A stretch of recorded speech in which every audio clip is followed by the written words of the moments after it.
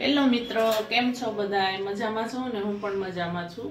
તો આજે આપણે ઢોસા કાલે બનાવવાના છે, તો આજે રાતે પલાળશું ને સવારે આપણે મિક્સરમાં પીસી નાખશું। તો અત્યારે આપણે ઢોસાનું પલાળવાનું છે। તો 3 વાટકા 3 છાલિયા છે ને ચોખા લીધા છે ને 1 વાટકો દાળ લીધી છે, અડદની દાળ છે, ફોતરા વગરની। આ ને 1 ચમચી મેથી લેવાની છે, સૂકી મેથી। તો આપણે હવે બધું ધોઈને પલાળી દઈશું, એને 2-3 પાણી ધોઈ નાખશું ને પછી એને પલાળી દઈશું। આપણે આ ચોખા નાખી દઈએ। 3 વાટકા ચોખા હોય ને એ તો 1 વાટકો આપણે અડદની દાળ લેવાની ને આને અલગ તપેલીમાં આને પલાળી દઈશું, અડદની દાળને। 1 ચમચી મેથી લેશું,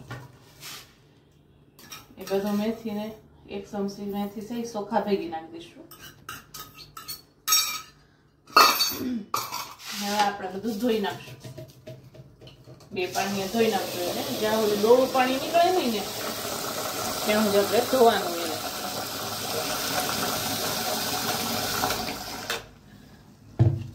સરખુંથી 2-3 પાણીએ ધોઈ નાખશું। આપણે કાલે બનાવવાના, કાલ રાતે બનાવવાના છે ને, તો આજ રાતે પલાળી દઈશું, સવારમાં પીસવાનું ને કાલ રાતે બનાવવાના છે, એ માટે અત્યારે પલાળી દઈશું। જો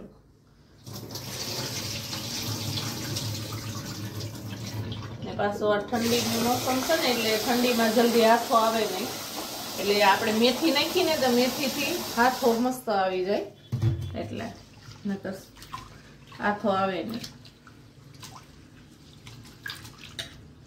જો ચોખા 2 પાણીએ ધોવાઈ ગયા છે।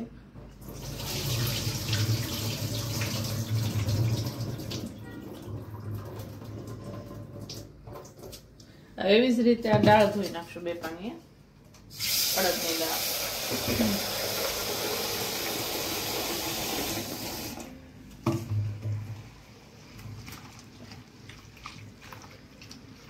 એને 2 પાણીએ ધોઈ પછી આપણે પલાળી દઈશું।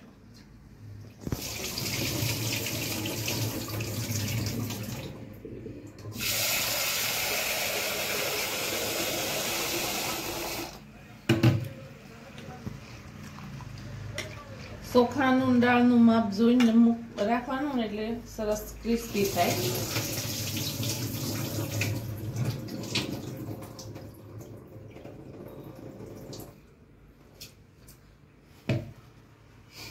હવે આપણે પલાળી દઈશું। હવે આપણે આ પાણી છે નાખી દઈશું, ચોખા ડૂબે ને એટલું પાણી નાખવાનું।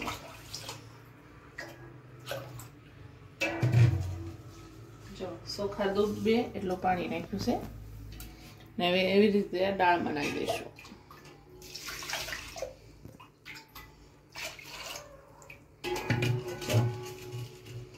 હવે આને આપણે પલળવા દઈશું।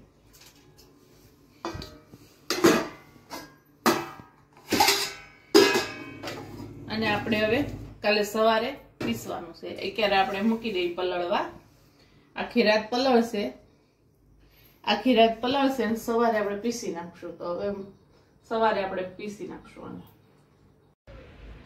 જો મિત્રો, આપણે જે રાત્રે પલાળ્યા હતા ને ચોખા અને અડદની દાળ, એ પલ્લી ગઈ છે ને એમાંથી પાણી કાઢી નાખ્યું છે ને જો પલ્લી ગઈ છે, આવી રીતે પલ્લી જાય, પલ્લી ગઈ છે। તો હવે આપણે દાળે પલ્લી ગઈ છે ને આ આપણે ચોખા ને મેથી એ 2 મિક્સ કરીને આપણે જે પલાળી લીધું ને એ 2 પલળી ગયું છે। મેથી જો ફૂલીને કેવી થઈ ગઈ છે, એનું પાણી કાઢી નાખ્યું। એનું જે પાણી કાઢ્યું ને એ આપણે આમાં લઈ લીધું છે, એ પાણીથી આપણે પીસશું। તો આપણે મિક્સરના જારમાં લઈ લઈશું। જો પેલા આપણે થોડાક ચોખા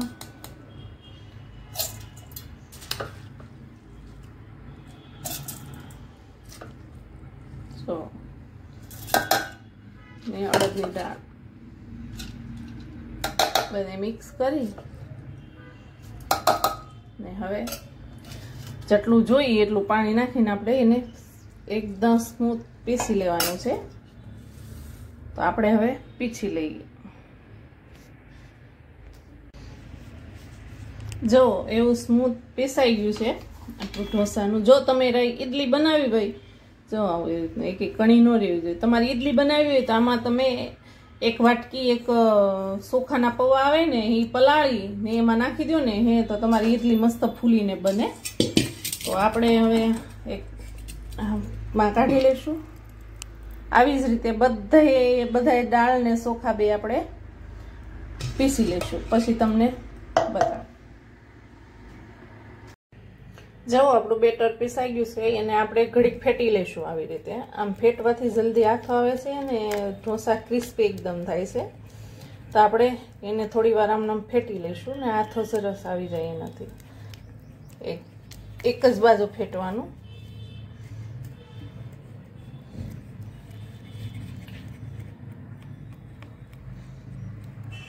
આપણે એક જ બાજુ, પછી એનાથી હવા ભરાય છે ને એનાથી હાથો સરસ આવે છે. જો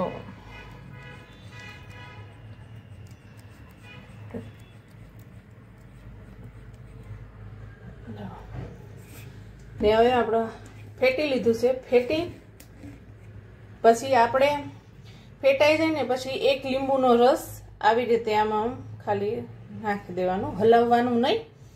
લીંબુનો રસ નાખી, આમાં લીંબુનો રસ નાખવાથી જાળી સારી પડે છે. એની માટે આપણે કંઈ હલાવવાનું નહીં, એમને લીંબુનો રસ જ નાખીને પછી સીધો આ ઢાંકી દેવાનો. તો આપણે રાતે મળીશું, રાતે ઢોસા બનાવશું ત્યારે આને ગરમ જગ્યા ઉપર આપણે રાખી દઈશું. હેલો મિત્રો, જો આપણે હવે ઢોસા બનાવવાની તૈયારી થઈ ગઈ છે. તો એની માટે આપણે મસાલો બનાવશું ઢોસાનો. તો એની માટે જો ટમેટા લીધા છે, ડુંગળી લીધી છે ને લસણ ને મરચાંની પેસ્ટ લીધી છે, કાળો મરીનો પાવડર, ગરમ મસાલો, ખાંડ, નમક ને આપણા રેગ્યુલર મસાલા ને બટેટા ને આ લીંબુ લીધા છે. તો આપણે હવે શરૂ કરશું. ને તેલ મૂકી દીધું છે તો આપણે શરૂ કરશું વઘારવાનું. એની માટે રાઈ ને જીરું નાખી દઈશું. તતડી જાય પછી આપણે હિંગ નાખીશું.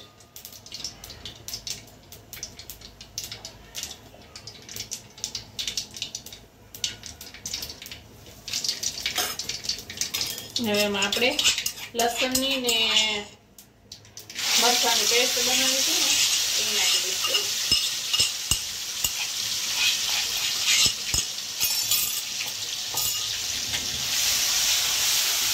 અને એકદમ સાતરી નાખશું મરચાં.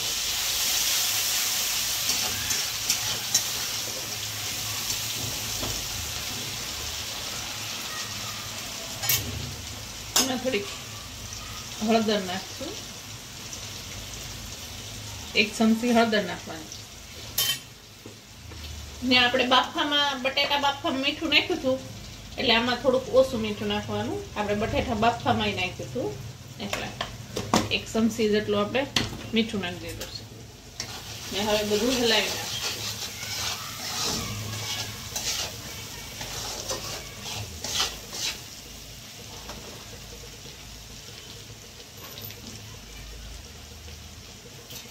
આપણે હવે ટમેટા અને જે ડુંગળી ને ટમેટા સમાર્યા હતા ને એ નાખી દઈશું.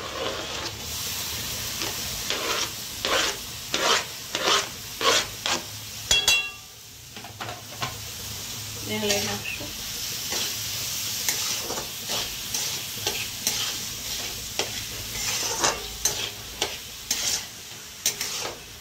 હવે ટમેટા ને ડુંગળીને આપણે સડવા દઈશું. ઢાંકી દઈશું એને. હવે એને ધીમા ગેસે સડવા દઈશું થોડી. જો આપણે આ મસાલો છે એ સંતાળી ગયો છે. હવે આપણે એમાં મસાલા કરીશું. તો થોડીક ખાંડ નાખશું. થોડીક જ ખાંડ નાખશું. મીઠું ખાતા હોય જેટલું તમે મીઠાશ એટલું. હવે ધાણા જીરું નાખી દઈશું 1 ચમચી ને અડધી ચમચી લાલ મરચું પાવડર. આ ગરમ મસાલો 1 ચમચી બધું મિક્સ કરી દઈશું આપણે. લાલ મરચું તો થોડુંક જ નાખવાનું, એ તમે નાખવું હોય તો, છોકરાવાળા હોય તો ન ખાતા હોય છોકરાવાળા તો. ને બાજુમાં સાંભાર પણ આપણો ઉકળી રહ્યો છે, જુઓ સાંભાર પણ આપણો સાઈડમાં બને છે.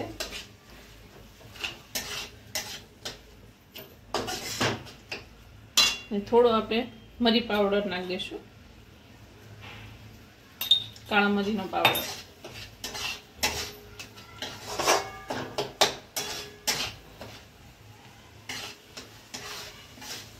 હવે આપણે આ બટેટા જે છે ને એ બટેટા બધા નાખી દઈશું આની અંદર.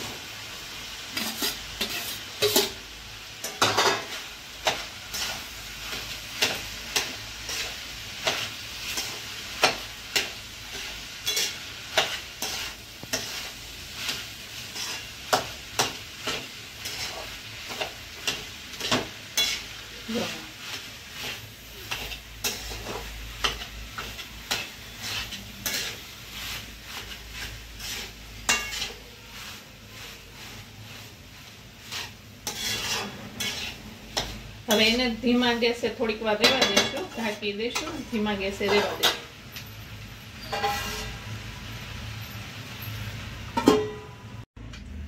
જો આપણો મસાલો રેડી થઈ ગયો છે.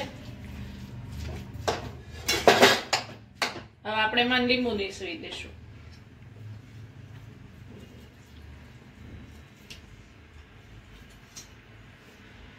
થોડું ખટાશ મીઠાશ. હવે એને લાવી નાખશું.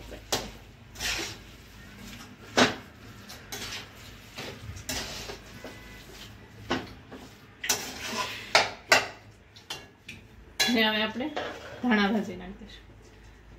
ધાણા ભાજીનો સટકારો કરીશું.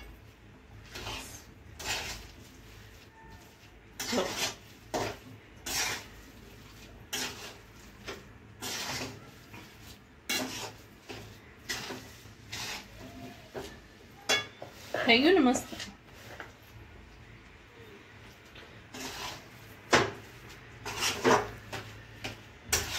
આપણો તૈયાર છે ઢોસા માટેનો મસાલો, બટેટાનો મસાલો તૈયાર છે. ને આપણે સાઈડમાં આ સિંગદાણાની ચટણી બનાવી છે. સિંગદાણાની, ટોપરાની બનાવાય, મેં સિંગદાણાની બનાવી છે. તો તમને સિંગદાણાની ચટણીની રેસીપી જોઈ તો કમેન્ટ કરજો, બહુ મસ્ત લાગે છે.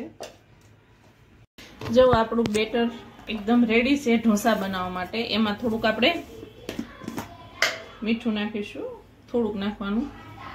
ને હવે આપણે એને હલાવી નાખશું.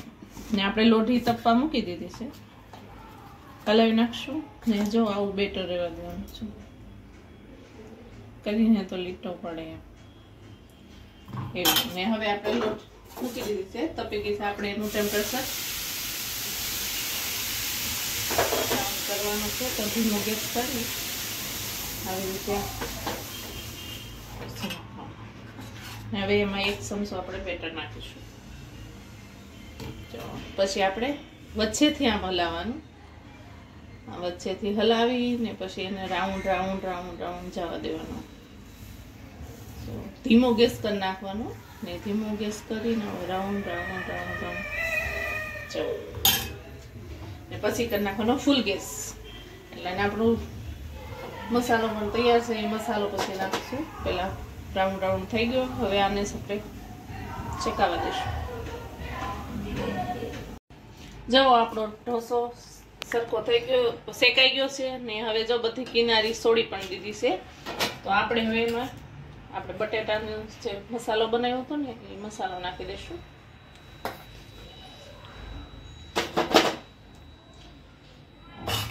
હવે એને જો કેવો ક્રિસ્પી છે એકદમ. જો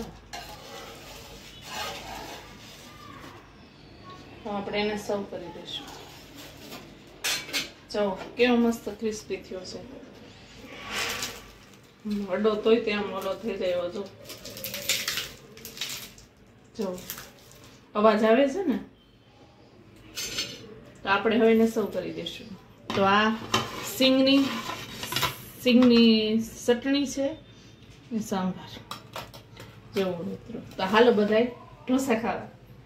જાઓ મિત્રો, તમને મારી રેસીપી સારી લાગી હોય તો લાઈક કરજો, શેર કરજો, સબસ્ક્રાઇબ કરજો. ભલે મિત્રો, મળીએ પછી બીજા વિડીયો.